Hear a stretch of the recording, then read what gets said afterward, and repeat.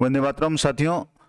जैसा कि आपको पता है, वर्तमान तकनीक का या टेक्नोलॉजी के इस युग में कई तरह के साइबर अपराध हो रहे हैं और विशेषकर जो अच्छे पढ़े लिखे लोग हैं वो भी इसके चक्कर में आ रहे हैं, साइबर फ्रॉड के शिकार हो रहे हैं। और इस संबंध में कई साथियों ने, कई व्यूअर्स ने कमेंट की भी किया है, फ़ोन भी किया है कि इस संबंध में कुछ जानकारी उनको दी जाए। तो मैं आज से एक नई श्रृंखला शुरू कर रहा हूँ साइबर सिक्योरिटी के संबंध में। किस तरीके से आपको साइबर फ्रॉड से बचना है, किन किन बातों का ध्यान रखना है, क्योंकि वर्तमान में जो टेक्नोलॉजी का युग है इसमें आप बिना टेक्नोलॉजी के, बिना इंटरनेट के आप रह नहीं सकते। लेकिन ये एक तरह से दुधारी तलवार की तरह है जिसमें आपकी सारी सुविधाएं भी है लेकिन खतरा भी बहुत है। लेकिन अगर आप थोड़ा सा ध्यान रखेंगे, अवेयर रहेंगे, सिक्योर रहेंगे तो आपको कोई समस्या नहीं होगी। तो मैं आज से एक नई श्रृंखला शुरू कर रहा हूँ जिसमें साइबर सिक्योरिटी से संबंधित कुछ महत्वपूर्ण टॉपिक्स है, उनके बारे में डिस्कस करूंगा। थोड़ा सा वीडियो लंबा हो सकता है लेकिन मैं पूरी सीरीज में एक तरह से आपको एक एक पॉइंट वाइज बताने की प्रयास करूंगा। तो पहले तो ये देख लें कि साइबर सुरक्षा या साइबर जागरूकता क्यों महत्वपूर्ण है। क्योंकि वर्तमान युग आपको पता है इंटरनेट का युग है और जिस भी तरीके से आप कोई भी काम करें, चाहे मोबाइल हो या लैपटॉप हो या कहीं भी आप बैंक में जाएं, कहीं भी जाएं, इंटरनेट के बिना आपका काम नहीं हो सकता। तो अब जैसे यहाँ मैं आपको थोड़ा सा बता दूं कि जैसे तकनीकी विकास ने आधुनिक विकास को बदल दिया और इंटरनेट, समय के साथ में इंटरनेट का जो प्रयोग है वो आम जीवन में बढ़ रहा है। अब आप बिना इंटरनेट के आपका मोबाइल है वो बिल्कुल काम का नहीं है और प्रत्येक छोटे बच्चे से लेकर के बड़ा व्यक्ति सभी इंटरनेट का उपयोग करते हैं। और इसके कई लाभ भी है, आपको पता है, बातचीत करना है या विभिन्न विषयों की जानकारी प्राप्त करनी है, स्टडी करनी है, पढ़ाई करनी है, कुछ भी करना है, बैंकिंग वगैरह लेन देन करना है, ऑनलाइन सेवाओं का लाभ लेना है, या आप किसी भी परीक्षा वगैरह का फॉर्म भर सकते हैं, भर रहे हैं, या कोई भी काम कर रहे हैं तो सारे काम हैं आप इंटरनेट की सहायता इससे ही कर पा रहे हैं। चाहे नौकरी खोजनी हो या जीवन साथी की तलाश हो, और यहाँ तक कि पूरा जो व्यवसाय है, कई लोगों का बिजनेस है, पूरा इंटरनेट पर ही चल रहा है। लेकिन कुछ जो बहुत ज़्यादा जो इसके फ़ायदे होते हैं तो उनके कुछ नुकसान भी होते हैं। अब कौन कौन से नुकसान है या क्या क्या आपको ध्यान रखना है वो सारी बातें मैं इस वीडियो में बताने का प्रयास करूंगा। अब जैसे एक और जो शक्तिशाली साइबर अपराधी नियमित रूप से इंटरनेट पर हमला कर रहे हैं और हमारी थोड़ी सी चूक हो जाती है तो वो आपके डाटा चोरी करके आपके लिए परेशानी पैदा कर सकते हैं। साइबर अपराधी पैसे भी चुरा सकते हैं, हमारी प्रतिष्ठा को भी नुकसान पहुंचा सकते हैं, क्योंकि कई तरह के आजकल स्कैम हो रहे हैं जिसमें व्हाट्सएप कॉल के जरिए आपके वीडियो वगैरह बनाई जाती है, आपको बातों में लुभाया जाता है और उसके बाद में स्थिति यहाँ तक आ जाती है कि व्यक्ति को सुसाइड तक करने पड़ रहे हैं और ऐसी कई घटनाएं आ रही है। तो साइबर के मामले में जो मानवीय लापरवाही के कारण होते हैं तो उसके लिए सुरक्षा बहुत ज़रूरी है, जागरूकता बहुत ज़रूरी है। तो थोड़ा सा पहले डिस्कस कर लेते हैं कि साइबर अपराध होता क्या है। उसके बाद में विभिन्न प्रकार के अपराधों के बारे में किन किन बातों का आपको ध्यान रखना है वो भी मैं बताऊंगा। तो पूरी श्रृंखला है, तो सभी वीडियो आप एक बार जरूर देख लें ताकि आप कभी भी इस तरह के साइबर अपराध का शिकार नहीं हो। तो साइबर अपराध एक ऐसा अपराध है जो कंप्यूटर और नेटवर्क के माध्यम से किया जाता है। सीधी सी बात है कि जिसमें इंटरनेट का प्रयोग किया जाता है, चाहे कंप्यूटर हो या मोबाइल। जैसे आज का जो एंड्रॉयड मोबाइल है वो भी एक कंप्यूटर ही है, उसी का एक रूप है। इसमें गतिविधियों की विस्तृत श्रृंखला होती है जिसमें गैर कानूनी रूप से किसी निजी जानकारी प्राप्त कर सकते हैं, आपकी कोई जानकारी आपकी मिटा सकते हैं, उसका गलत इस्तेमाल कर सकते हैं, उसमें फेरबदल कर सकते हैं। जैसे आपका फोटो है उसको किसी भी सोशल मीडिया, फेसबुक व्हाट्सएप जो भी है सोशल मीडिया, वहाँ से लिया और उसका दुरुपयोग करना, ऑनलाइन बैंक खाते से पैसे चुराना वगैरह, ये सारे काम हैं वो ये साइबर अपराध की श्रेणी में आते हैं। अब एक बात और इम्पोर्टेंट है कि साइबर अपराध हमेशा आर्थिक लाभ से प्रेरित ही नहीं होते। ऐसा नहीं है कि सिर्फ आपसे पैसे वगैरह ही झड़पे जाते हैं या लूटे जाते हैं, इसके अलावा अन्य कई तरह की धोखाधड़ी भी होती है। जबकि साइबर अपराध में गैर आर्थिक लाभ भी शामिल होते हैं, जैसे नौकरी से संबंधित धोखाधड़ी होती है, वैवाहिक धोखाधड़ी जिसमें आपको वैवाहिक संबंध के लिए कुछ कॉन्टैक्ट नंबर दिए जाते हैं, उनसे पैसे की मांग की जाती है, या अन्य कई तरह की जो जानकारियां हैं जैसे व्यक्तिगत जानकारी में Aadhaar card, credit card, debit card, bank खातों की सूचना वगैरह आदि को चुरा करके उसका दुरुपयोग करना। और विशेष रूप से सोशल मीडिया पर किसी व्यक्ति की मान आनी, यानी जैसे उसकी फेस वगैरह है उसको इस्तेमाल करके उसका दुरुपयोग करना, उसको ब्लैकमेल करना या कंप्यूटर वायरस फैलाना, ये भी शामिल है। और साइबर अपराध की जो परिणति होती है वो शारीरिक या यौन शोषण भी हो सकती है, मामला काफ़ी हद तक बढ़ जाता है। और ऐसे मामलों में कई लोग अभी जैसे कुछ केस आ रहे हैं कि सुसाइड तक कर रहे हैं। तो ये सारी बातें मैं आपको डिस्कस करूंगा कि आपको किन किन बातों का ध्यान रखना है। तो इसमें जो साइबर अपराध होते हैं, कुछ टाइप्स ऑफ साइबर क्राइम है, उनमें किन किन तरीके से आपके साइबर हमला हो सकता है या साइबर अपराध के आप शिकार हो सकते हैं, उनमें कुछ जो पॉइंट्स हैं उनके बारे में, एक एक पॉइंट के बारे में विस्तार से पढ़ेंगे। पहला जो है कि पहचान की चोरी, थेफ्ट ऑफ आइडेंटिटी, यानी आपकी जो पहचान है उसका इस्तेमाल करके, उसकी चोरी करके आपको कई तरह के फ्रॉड में फंसा सकते हैं। दूसरा है मनोवैज्ञानिक तरकीबें, यानी साइकोलॉजिकल जो टेक्निक्स है। इसके बाद में सोशल मीडिया से संबंधित धोखाधड़ी है। उसके बाद में डिजिटल बैंकिंग संबंधित धोखाधड़ी है। मोबाइल एप्लीकेशन के माध्यम से हमला और पर्सनल कंप्यूटर या लैपटॉप वगैरह उस पर हमला, वायरस से हमला। तो ये सारे पॉइंट्स हैं, अलग अलग वीडियो में डिस्कस करूंगा। तो सबसे पहला जो पॉइंट है पहचान की चोरी, इसमें किस तरीके से आपकी पहचान की चोरी करके आपको नुकसान पहुंचाया जा सकता है या आप साइबर अपराध के शिकार हो सकते हैं, और उसके बचने के जो उपाय है वो मैं वीडियो के अंत में बताऊंगा। तो वीडियो कृपया पूरा देखें और पूरी श्रृंखला देखें, क्योंकि अलग अलग पॉइंट्स में अलग अलग जो भी अपराध के तरीके वगैरह है वो बताऊंगा, और उनके से आप कैसे बच सकते हैं वो भी सारी जानकारी देने का प्रयास करूंगा। तो जो पहला है पहचान की चोरी, थेफ्ट ऑफ आइडेंटिटी, यानी आपकी पहचान की चोरी से आशय है कि किसी व्यक्ति की व्यक्तिगत जानकारी उसकी बिना अनुमति के गलत तरीके से प्राप्त करना। जैसे आपको पता ही नहीं और आपकी मोबाइल नंबर है, फ़ोन नंबर जो है, या बैंक खाता नंबर है, क्रेडिट कार्ड नंबर है, आधार नंबर है, ये सारे कोई व्यक्ति चुरा ले और उसका फिर दुरुपयोग करे, तो इसके कई गंभीर परिणाम भी हो सकते हैं। जैसे धोखा देने वाला व्यक्ति है, वो चुराई गई जो व्यक्तिगत सूचना आपकी होगी उसकी जानकारी का उपयोग किस तरीके से कर सकता है। जैसे आपके बैंक खाते की डिटेल ले ली, आपके बैंक खाते तक पहुंच सकता है, उसमें से पैसे निकाल सकता है। डेबिट कार्ड या क्रेडिट कार्ड के अवैध उपयोग से संबंधित है या बीमित राशि हड़पने से संबंधित है। आपके नाम से कर वापसी फाइल करने और धन वापसी के लिए इसका इस्तेमाल हो सकता है। ड्राइविंग लाइसेंस, पासपोर्ट या निवास प्रमाण पत्र प्राप्त करने के लिए हो सकता है। तो ये बहुत ही इंपॉर्टेंट जानकारी है और कई लोग इसका शिकार हो रहे हैं।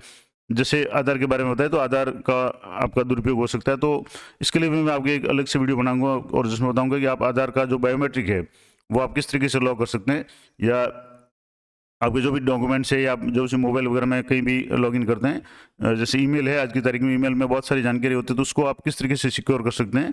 2 स्टेप वेरिफिकेशन है वो आपको रखना चाहिए, और किस तरीके से रखना है उसके बारे में अलग से पूरी जानकारी दूंगा। इसके अलावा जैसे आपके अगर आधार किसी ने चुरा लिया, उससे नई खाते खोल सकता है कोई व्यक्ति, या कोई नई सिम ले सकता है, उसका दुरुपयोग हो सकता है। आपके स्वास्थ्य बीमा है उस पर चिकित्सा उपचार प्राप्त कर सकता है, या सोशल मीडिया पे आपकी जो भी पहचान है उसका दुरुपयोग कर सकता है। जैसे कई लोगों के अकाउंट से वो हैक हो जाते हैं और उनके नाम से कई लोग पैसों की डिमांड करते हैं, या कई तरह के जो अपराध है वर्तमान में आ रहे हैं। और इसके अलावा गिरफ्तारी के दौरान पुलिस को आपका नाम देने के लिए अधिक कर सकता है, क्योंकि आपकी जो आइडेंटिटी है वो उसने चोरी कर ली है। तो इसलिए सभी की पहचान की चोरी के बारे में जागरूक होना चाहिए और ये जानना चाहिए कि इसे कैसे बचा जा सकता है। तो मैं विभिन्न तरीके बताऊंगा कि किस किस तरीके से आपके साथ में साइबर फ्रॉड हो सकता है, साइबर धोखा हो सकता है, और किस तरीके से आपको सावधान रहना है। पहला है सोशल मीडिया अकाउंट हैक या पहुंच प्राप्त करना, यानी हैकिंग या gaining of access to social media accounts. तो जो भी आपके सोशल मीडिया अकाउंट्स हैं उनमें सीधी पहुंच करके आपके जो भी उसकी डिटेल्स से डाटा है उसका दुरुपयोग कर सकते हैं। पहला है, जैसे हमलावर है पीड़ित का सोशल मीडिया अकाउंट हैक कर सकता है। अब जैसे कई इस तरह की घटनाएं जो वर्तमान में देखने में आ रही है कि आपका नॉर्मली जैसे व्हाट्सएप पे आपका अकाउंट है, आपके जो भी डीपी है, आपका फोटो है, उसको आप वो लेकर के किसी अन्य नंबर की डीपी पे नंबर पे आपकी डीपी वो फोटो लगा देगा, और उसके बाद में आपके जो भी जहाँ भी आपके नंबर सेव है सोशल मीडिया पे कहीं पे भी, उन नंबर से कांटेक्ट करके उनको कहेगा कि मैं किसी परेशानी में फंस गया हूँ और मुझे कुछ पैसों की ज़रूरत है, और सामने वाला जो आपके व्हाट्सएप से जुड़ा हुआ है वो आपका फ़ोटो देखेगा, आपकी डीपी देखेगा, और लग जाएगा कि उसको वास्तव में उस व्यक्ति को आवश्यकता है। और कई लोग उसको पैसे ट्रांसफ़र कर लेते हैं, और ट्रांसफ़र करने के लिए वो एक किसी अलग खाते का नंबर दे देता है।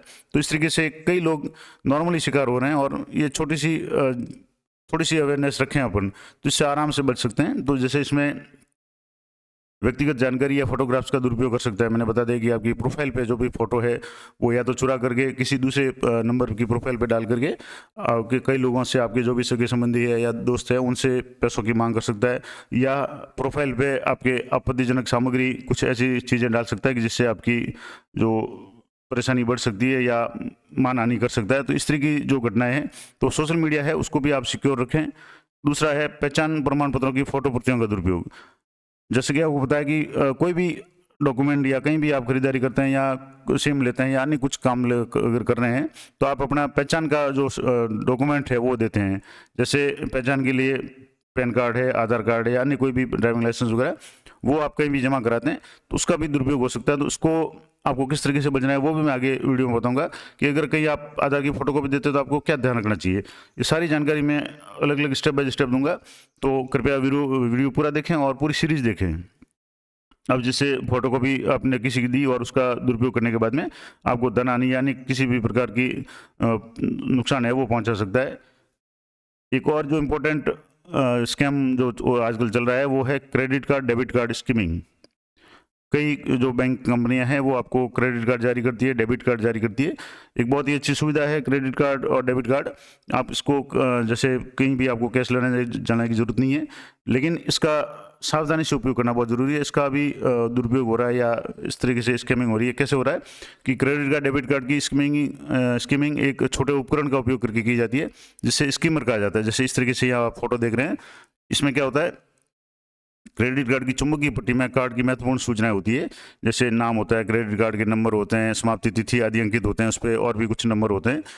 अब इस सबसे पहले क्रेडिट कार्ड डेबिट कार्ड को स्किमर के माध्यम से स्वाइप किया जाता है। इस तरीके से यहाँ स्वाइप करेंगे, जैसे आप कहीं भी पेट्रोल पंप पे जा रहे हैं, कहीं दुकान पे जा रहे हैं और आप पेमेंट कर रहे हैं तो स्वाइप करके जो करते हैं, फिर स्किमर क्या करता है, इन विवरणों को कैप्चर करता है और अपराधी के द्वारा जो उपरोक्त सूचना का उपयोग है ऑनलाइन लेन देन, जैसे आपके इस तरीके से जो भी आपके डेबिट कार्ड क्रेडिट कार्ड की जो भी जानकारी है, पासवर्ड या जो भी CVC नंबर वगैरह, ये सारी जानकारी लेने के बाद में ऑनलाइन खरीदारी करते हैं।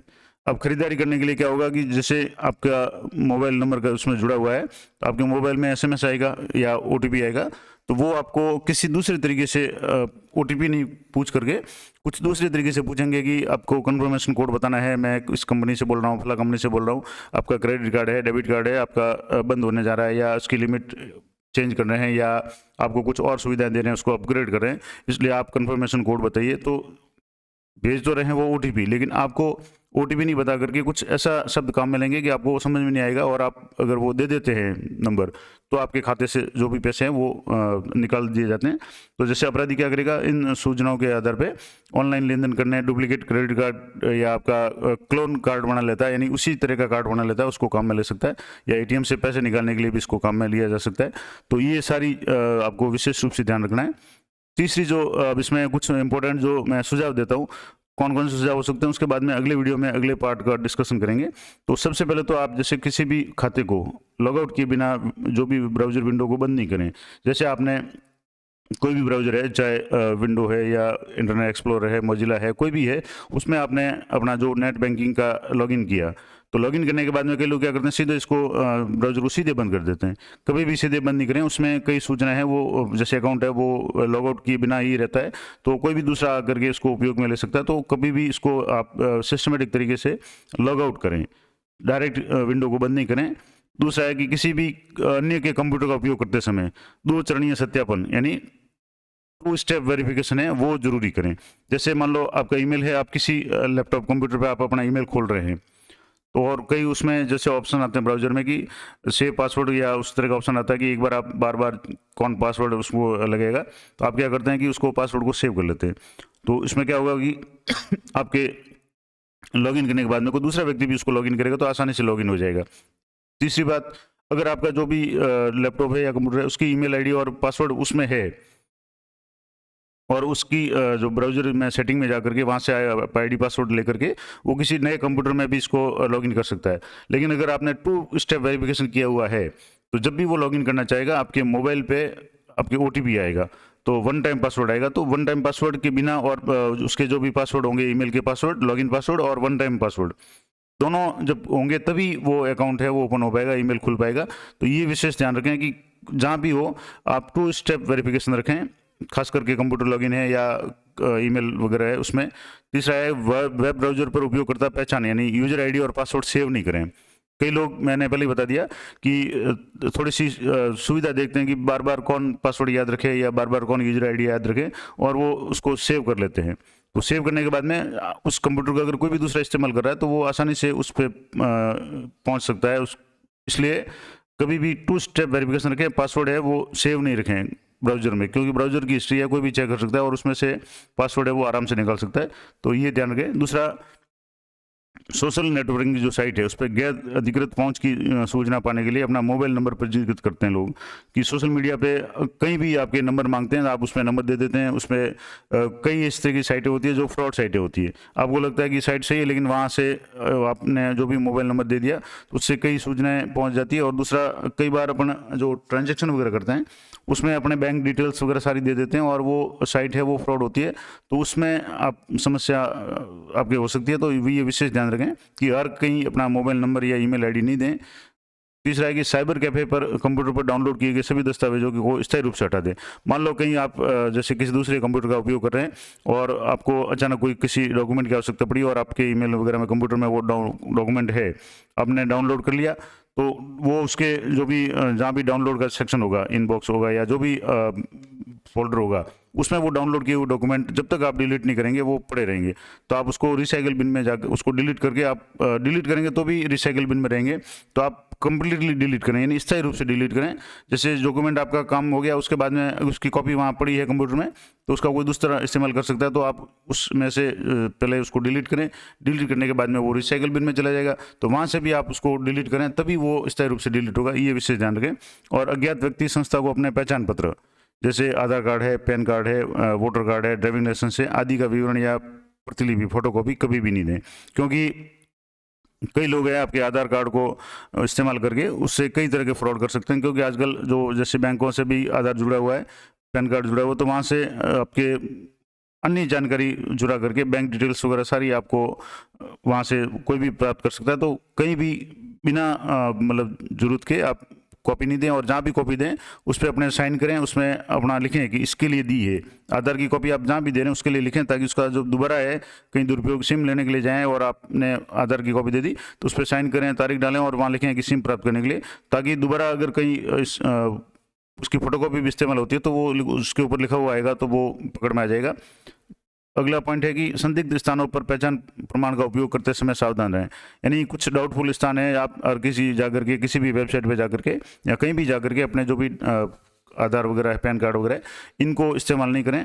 और आपकी जो व्यक्तिगत सूचना है, जैसे जन्म तिथि है, जन्म स्थान है, पारिवारिक विवरण है, पता, फ़ोन नंबर आदि किसी अज्ञात व्यक्ति या संस्था से साझा नहीं करें।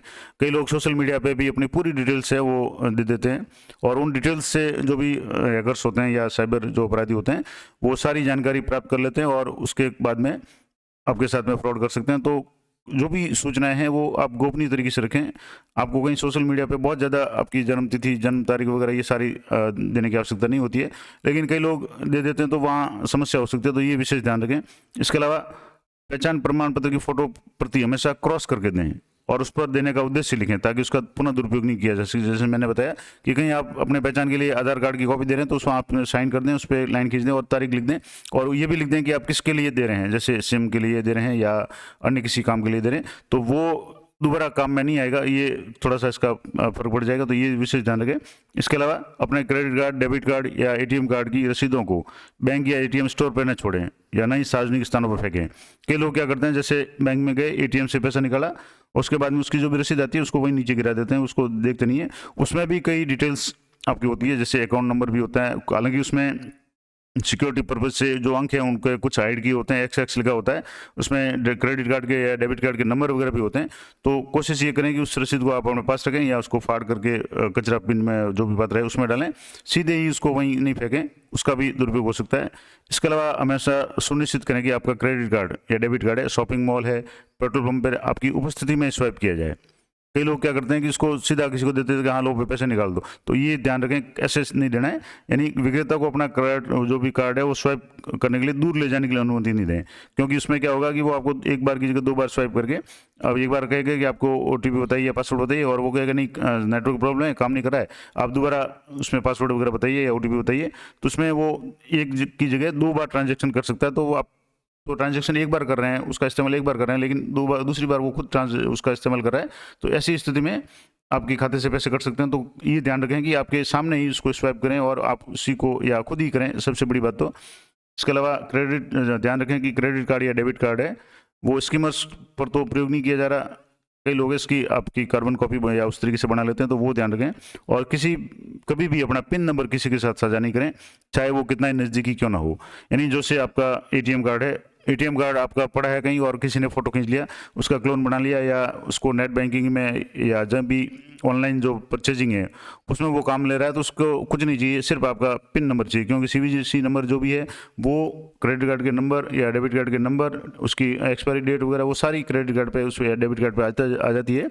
उसको अगर वो फ़ोटो खींच लेता है तो उसके बाद में सिर्फ उसको एक तो ओटीपी की ज़रूरत पड़ेगी या पिन नंबर की ज़रूरत पड़ेगी। तो अगर उसके पास में पिन नंबर है आपके उसके जो भी एटीएम के जो पिन नंबर आपके डेबिट कार्ड क्रेडिट कार्ड के जो आप काम में ले रहे हैं, अगर वो पिन नंबर उसको मिल जाए तो आसानी से वो आपके खाते से पैसे निकाल सकता है। तो ये विशेष ध्यान रखें। तो ये कुछ इंपॉर्टेंट जानकारियाँ थी। अगले पार्ट में हम कुछ साइकोलॉजिकल ट्रिक्स से जो साइबर अपराध की है उनके बारे में चर्चा करेंगे। तो मुझे लगता है ये बहुत ही महत्वपूर्ण सेंसिटिव इशू है, तो आप बहुत सावधान रहें, क्योंकि ये टेक्नोलॉजी का ज़माना है। तो टेक्नोलॉजी का उपयोग ज़रूर करें, लेकिन बहुत सावधानी के साथ में करें। और ऐसे कई फ्रॉड हो रहे हैं जिसमें अच्छे पढ़े लिखे काफ़ी अच्छे एजुकेटेड लोग हैं वो ज़्यादा फंस रहे हैं। जो भी अनपढ़ लोग हैं वो इसमें नहीं फंस करके जो बड़े अच्छे पढ़े लिखे हैं, जो ऑनलाइन ट्रांजेक्शन वगैरह करते हैं, इनका उपयोग करते हैं, सोशल मीडिया का उपयोग करते हैं, उनके साथ में ये धोखाधड़ी हो रही है। तो ये ज़रूर आप ध्यान रखें। और अगले भाग में मैं आपको अन्य जो भी टेक्निक्स है या जो भी तरीके हैं जिनके कारण आप इसमें साइबर फ्रॉड में फंस सकते हैं उनके बारे में बताऊंगा, और किस तरीके से आप उससे बच सकते हैं, पूरी जानकारी मैं दूंगा। तो वीडियो में बने रहें। अच्छा लगे वीडियो तो उसको लाइक करें, शेयर करें, और अपने जो भी साथी है, अपने सगे संबंधी है, अपने दोस्त है, उनके साथ शेयर करें, ताकि वो भी इस तरीके से साइबर फ्रॉड से या साइबर अपराधों से बच सकें। तो मिलते हैं नेक्स्ट वीडियो में, तब तक जय हिंद, जय भारत।